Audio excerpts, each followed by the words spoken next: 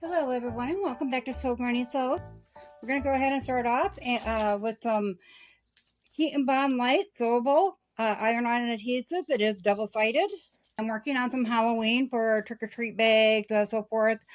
So we have the orange on the one side and different Halloween prints on the other side. I got 4 fat quarters of fabric in. So I have my fat quarters pressed, and I did trim any selvage off of them already. So they are actually 18 by 21 because I made them all the same size. And I just went ahead and cut out the orange fabric separate. So I did 4 fat quarters of that to go with my 4 fat quarters of Halloween fabric. So they are ready to go. And then I cut out some Heat and Bond light, a little bit smaller than what our fabric is, because you do not want that extra glue coming out either on your iron or your ironing board. So as you can see, I got a little room on both, all 4 edges actually. So I just go ahead and line up that top edge. Ironing, there's many different terms you use. You got pressing, you got ironing, steam iron. So in ironing, you go back and forth. With pressing, you're just going to set it down. So with the Heat and Bond Light, when you're first doing this side, you want 2 seconds of each spot with pressing. So you're just going to slide that across there and leave it for a couple seconds on each spot. You're going to let that cool. When you're all done, you're going to let that cool, and then you're going to check and make sure it's adhered. Sometimes it takes a little bit longer. I just give it a nice top pull here to make sure that it's laying nice and flat when I'm putting that on. And then just work from the middle of your fabric outward. So I'm just doing it on the paper side here. Once we get this all done, I'm going to go ahead and flip it over and give it a little bit longer to make sure it adheres well. So I did, ahead of doing this, I did go ahead and spritz mine with water. I do not use water in my iron. It will eventually leak. And then sometimes it gets plugged up a little bit and then it spits out. So I just fill that up fresh every day that I'm using it. And this fabric here, the orange, I actually ordered that online and got that in, and it was from one of the Facebook groups. And it's either a cotton blend or not cotton. So I didn't want to use it in a quilt, and I thought perfect. I saw them fat quarters for $1 a piece, so I grabbed those. I thought, well, I can make up some little trick-or-treat bags or something with those, candy bowls, anything. But okay, we're going to let that cool off for a little bit. Now that it's cooled off, we're going to go ahead and we're going to see if that pulls off easy enough, and it does. And as you can see, there's a shiny, that it's actually the glue on there. So we'll go ahead, I'm just going to flip it up this way, grab our Halloween fabric, a little at a time.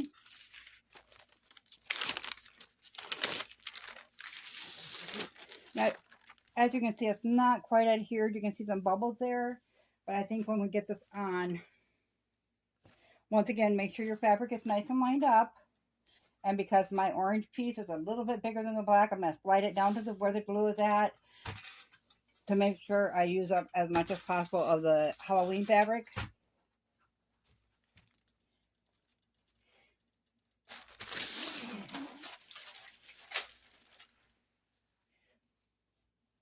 Just want to make sure I'm not going off that glue at all, or so the glue's not exposed. And that it's laying nice and flat. I'm going to pull that up there. That is the good thing about this, is that you can reposition it if you need to. And go ahead and press that on. Now this side, it takes 10 to 12 seconds when you're doing it. I actually always iron this side. That way I know the fabric is laying nice and flat as well. So we got back from the farmer's market yesterday, and we were no more than back and sat down to relax a little bit. We had made up some soup, and we were waiting on our soup to simmer a while and sat down to relax, and all of a sudden I was hurting bad, arthritis. And we looked out, and here the sky was really gray, and it wasn't within a matter of minutes that hailstorm. So if you haven't caught that video yet, I did a short yesterday on that hailstorm. That was crazy. I mean, it was hot. It was like 83, 84 yesterday. And then all of a sudden, boy, we got that hailstorm. And I've not seen a hailstorm like that before. That was pretty crazy. So you have to check that out if you haven't seen that. Okay, so now that is adhered. Oh, double check. Yep, it's sticking real good. After I got it adhered, I just went along the black fabric because the orange was bigger, mind you, and just trimmed it up along all of the Halloween fabric to make sure they were the same size.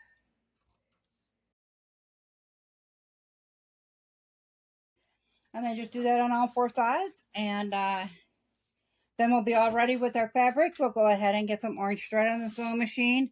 And we'll start off with making our toddler's Halloween bag. So I thought that'd be a cute idea. And then we're also going to make a fabric bin in another video. So be sure to check that out. They're both going to be for Halloween. And then we'll see what we have left to see if we can get a third item in there. Okay, so we have our fabric fused together with the fusing. We are going to take our back quarter and fold it in half so the 22 goes up and down and your 18 is widthwise.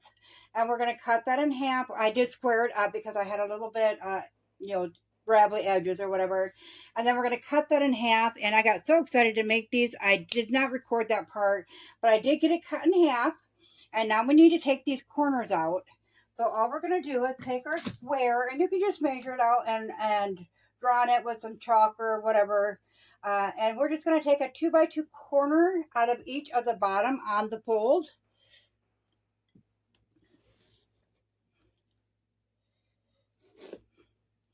And I just kind of went over it, and then I go back over it with scissors here. So we just want to line up that 2 with the edge here and the edge here. Hold that into place and go ahead and cut that. Then we're just going to take our scissors and snip right up into that corner, making sure we don't overcut. And making sure that your fabric stays lined up. And we'll get the other side there. Okay, got those off. So now we're going to flip it to this side. This will be the inside of our bag. That's the outside. And we're going to line that up. Pin those edges down.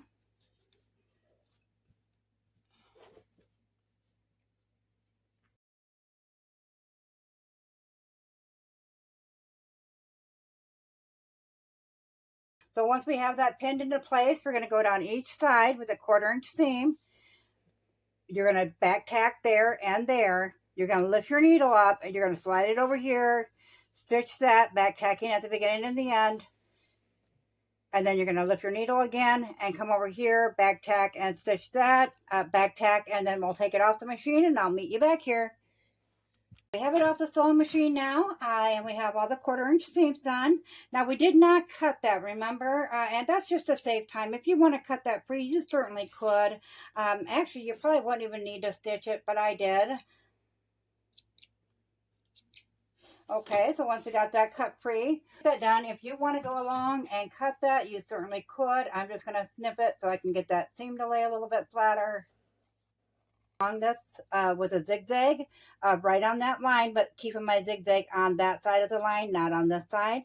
So I'm going to go ahead and do that, and then I'll meet you back here. Okay, so now we're back off the machine again. And we got all that sewed in with the zigzag stitch. And all that it's going to do is help support your seams. Little kids are kind of tough and rough. So I just go along beside it and snip right up to the zigzag, but I do not snip the zigzag.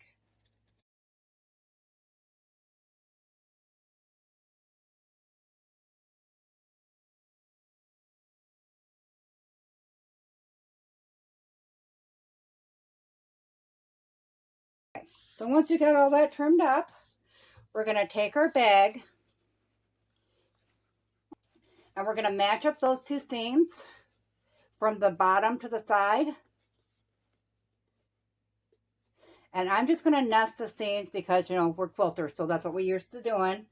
So I'm going to go ahead and put a pin in that. And then you're going to make sure your edges, of course, are lined up as well. You want a nice smooth seam to that. Okay, then we're going to do the same thing to this side. And once again, we're going to take our 1/4" seam, and then I'm going to go back and reinforce it with a zigzag, and we'll come back, we'll trim it up, and I'll show you what to do next. Okay, we got those done, so once again, we're just going to trim up along the edges of that zigzag.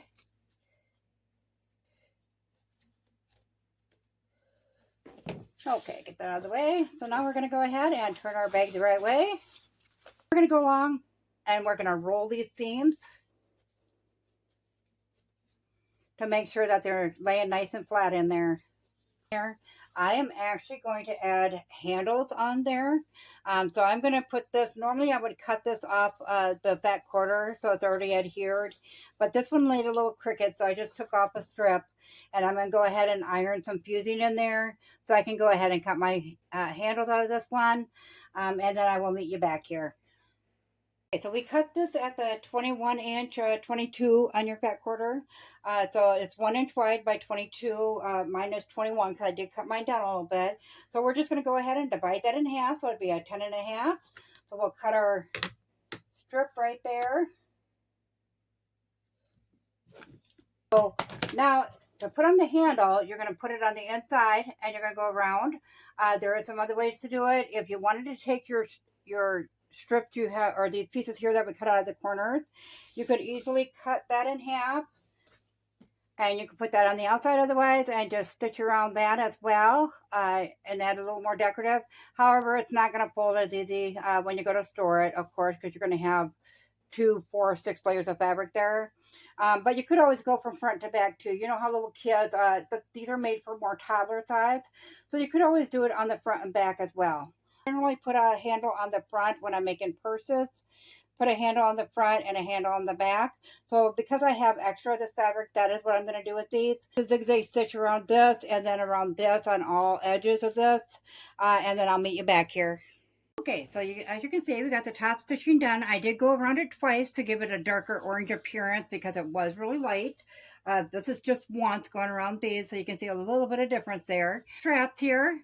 So to connect those, all you're going to do is put them in the corner. I just went right up the seam of my bag. Pull that in. These also make great reusable lunch bags. If you're interested in doing some for that, you could actually use them for the older kids as well that way. So you just figure out where you want your handles to be. So I just creased it in like that. You can always pin it to mark it. Okay, so you know exactly where your handles will start. You can tell with this with the pressing as well. But this, I find when I have the pins in there already. So then you have the pins handy to pin it down. So I just go in about 1 inch of the handle on the inside of the bag. If you want to, use something, find something 1 inch wide, like these are 1 inch long. I've used this many times, like doing it this way. You can just put your other handle here, so you know exactly where the inch is at, and then just line that up with the top of the bag. Make sure you get it all the way into that corner, and then pin that into place. And that will be your handle for it. So we're going to go ahead and get the other handle pinned on, and then we're going to bring it over to the sewing machine. I'll do a top stitching right along that top edge again, but then I'll also do another stitching right there at the bottom with a zigzag, and I'll go back and forth over that a couple times as well. And you can put a stamp on there, make a reusable lunch bag if you'd like, or they can just carry it to get their trick-or-treat candy. I hope you enjoyed this video. If you did, go ahead and give it a big thumbs up, as it helps our channel grow. If you haven't subscribed yet, be sure to do that, because we would love to have you here at Sew Granny Sew. Thanks all. Be sure to tune in tomorrow for our next project. Bye.